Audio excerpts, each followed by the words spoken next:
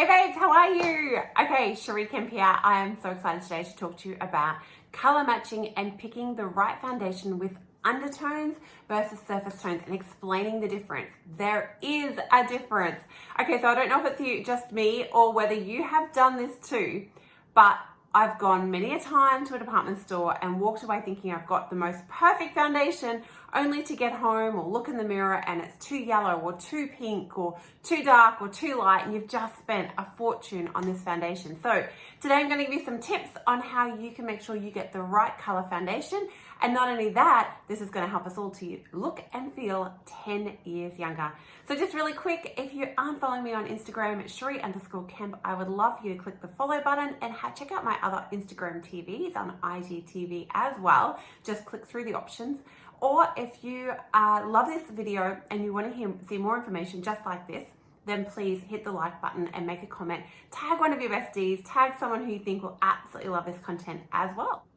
Okay, babes, I'm zoomed in nice and close. I've got no foundation on, so you can see the difference between surface tones and base tones or undertones.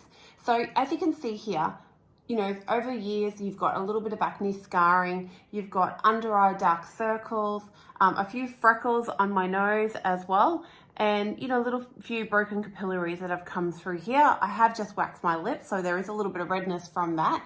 So in the past, I've oftentimes looked at the redness in my skin and thought, I'm a pink undertone. But what we have in our skin is we have these surface tones that we all have, and sometimes it's a pigmentation, so we'll think we've got dark skin or yellow or golden skin and undertones, but we need to look at the base tones. So tip one, understand the difference between your surface tones and your base tones. Now the undertones are colors such as silver, orange, peach, we've got red, yellow, and pink. So what we want to think about is these undertones, a little bit like a watercolor, like a watercolor painting. They're not a full hit of color. So what we want to do is when we're searching for our right foundation, and if we're going to live our best life and look our absolute best, it's our undertone that we need to go and have a look at and see. So let's put some stripes on and see what it looks like. Okay, babe, so can you see the difference in tone? This is a pink tone, this has got a yellow tone, this has got a silver tone, and this has got an orange tone underneath it. So straight away, when you look at it, it's not until you have them side by side that you can start to recognize which is the right tone. Now, I know these tones here are too dark for my skin, but I wanted to illustrate the difference in color. So it's really important when you're starting to look at shades, even if they're exactly the same depth of color, that you choose your undertone. So tip 3 is to start to blend it out. So when I'm choosing mine, this is a color for years that I actually thought was my correct color. And when you look at it swatched there, you probably think that it is. But what we want to do is actually start to take it down and take it down our jawline and our neckline.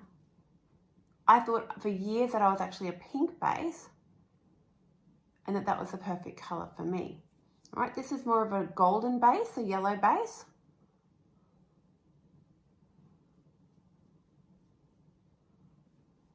At first I thought it was too yellow, but can you see when it starts to blend out, how it's starting to look a more natural color? However, that's a lot of color that's there, a more natural color on my skin and a healthier glow, as opposed to this, which can make me look a little sick and pale and too white. Okay, so the next thing that I like to do is to actually start to blend it out in a half cheek area. So I've popped my 2 colors on. The color for years that I thought I was, which is Soft Blush. This is in the Arbonne range, a completely plant-based product, no animal testing, low tox, which I love, and the Honey Beige, which is more of a yellow. So remember we talked about our watercolors? This has got a pink base, which I thought was the cooler colors, and this has got a yellow base to it. So what I like to do is then to blend it out in the cheek area.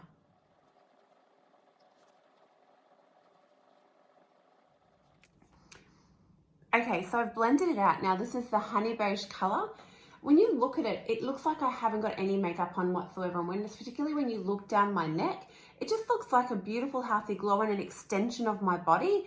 And even where my forehead, where I haven't got any foundation on whatsoever, the contrast in color isn't huge. It looks lightweight, but it is covered up that slight surface scarring and broken capillaries that I have along my skin. However, when you look at this side, although I can get away with it and absolutely did for years, I thought it was fine. When you look at it compared to my skin and my chest area, all of a sudden, this is looking very pink. And it looks like it's a little too pink for my actual overall color scheme. And it's gonna start to stand out and look like I've got makeup on, which we don't want it to look. We want to look healthy and have a glow. And you can really see that illustrated when you look front on at it to see the difference. Now I've popped it on my nose and across to my chin. See how healthy this looks? Both could absolutely be suitable, but overall that watercolor, that undertone is what's really perfect on this side, and it's giving me that healthy glow. So that is the key, is making sure that one, you first of all do your stripes, find your correct undertone, then blend it out to a larger area. You're gonna take it down your jawline to your neck. You should never see any lines whatsoever. And that way you've narrowed it usually down to your two colors, which is my tip 4. You've got your two colors. Which one is the correct one? Now, tip 5 is to let it settle and use other lights to actually have a look. Now, oftentimes at department stores, it's very hard to do this, but my suggestion is to, purchase when you've got your foundations or you've got your one that you think is the correct one, is to pop it on, let it settle. Now, what I love about Arbonne's foundations is that they actually react to the oils in your skin as well. So you're gonna notice a change, and it's gonna react and actually settle even better than what you expected, and react with your skin. So that's why I love to let it settle and react with your oils, and come back and have a look at it in your car in natural lighting to see which is the overall best color. Okay, so now I've evened myself up. I've popped on a little bit of bronzer on my cheeks, and that's the other reason why you want to get your color right, because if you go too pale, you're going to find you're going to need to do a lot of contouring and highlighting to get the depth and to give your face your structure again, which we don't want. You should be able to have that healthy glow.